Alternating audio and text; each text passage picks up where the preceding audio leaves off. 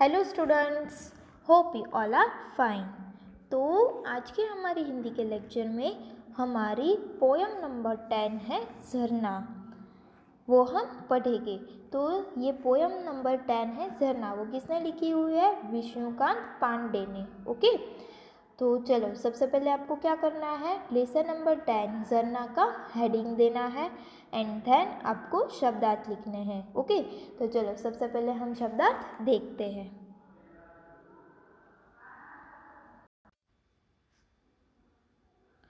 तो पर्वत, पर्वत मीन्स की पहाड़, माउंटेन। देन झाड़ झंखाड़, झाड़ झंखाड़ मीन्स की कांटेदार घने पौधों का समूह। Jungle of thorny bushes. Then शोर, शोर मीन्स की कोलाहल, नॉइस। देन धार, धार मीन्स की धारा, स्ट्रीम। देन उल्लास, उल्लास मीन्स की उमंग, जॉय। देन राह, राह मीन्स की रास्ता, पाथ, वे। देन बहार, बहार मीन्स की वसंत ऋतु, स्प्रिंग।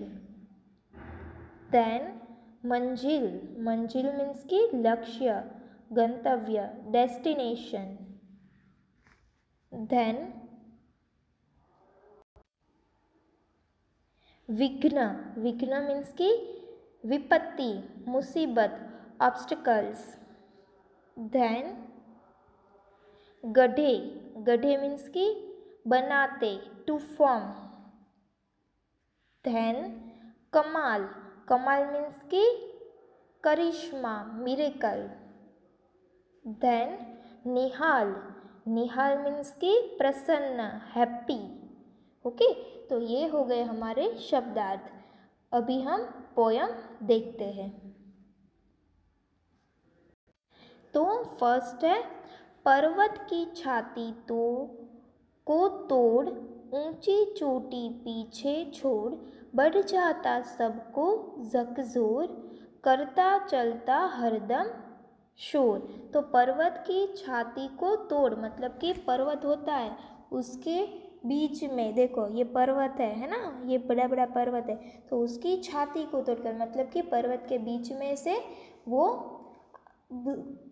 क्या गिरता है, झरना है ना।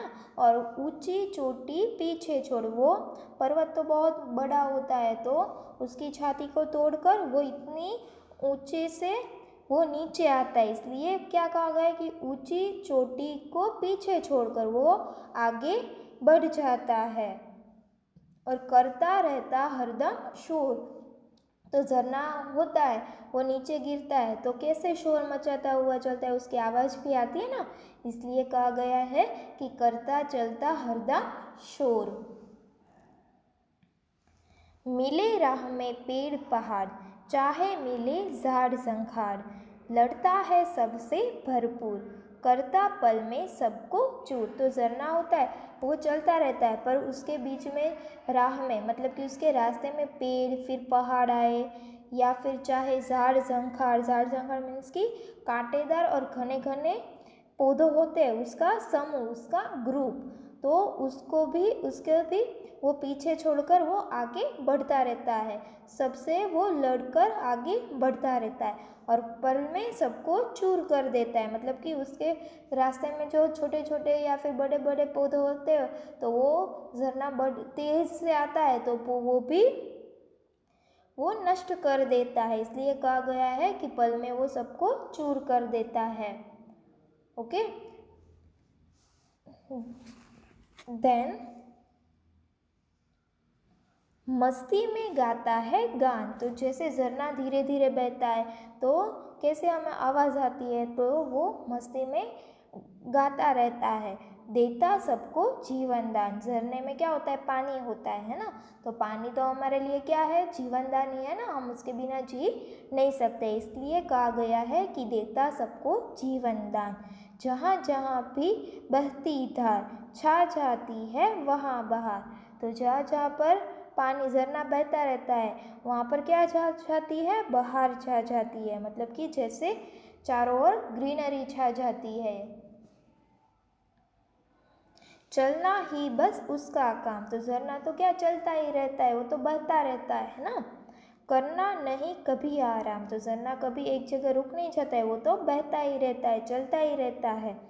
बढ़ता मन में ले उल्लास, मंजिल खुद आ जाती पास, तो वो तो चलता ही रहता है और वो मन में उल्लास लेकर आगे ही बढ़ता रहता है।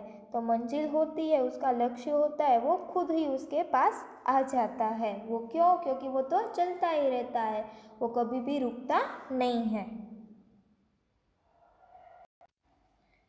तुम भी मन में ले उत्साह, गढ़े चलो विघ्नों में राह, तो क्या कह रहे हैं कि तुम भी मन में, मतलब कि हमें कह रहे हैं कि आप सब भी मन में उत्साह के साथ काम करो। जो भी रास्ते में विघ्न मुसीबत आए तो भी आगे हमें बढ़ता रहना चाहिए। बच्चों ऐसा करो कमाल, तुमसे जग हो जाए निहाल, तो कवि क्या कह रहा है कि आप लोगों भी मन में उत्साह लेकर आगे बढ़ो। राह में मतलब कि रास्ते में जो भी विघ्न आए, जो भी मुसीबत आए, तो भी हमें डरना नहीं चाहिए, हमें आगे बढ़ता रहना चाहिए। और आपको ऐसा कमाल करना चाहिए, ऐसा मिरेकल होना चाहिए हमसे कि हमारे जग मतलब कि हमारी दुनिया प्रसन्न हो जाए, हैप्पी हो जाए, खुश हो जाए, है ना।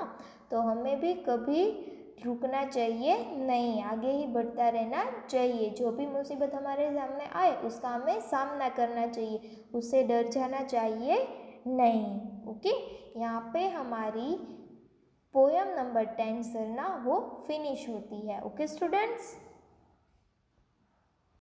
Thank you students.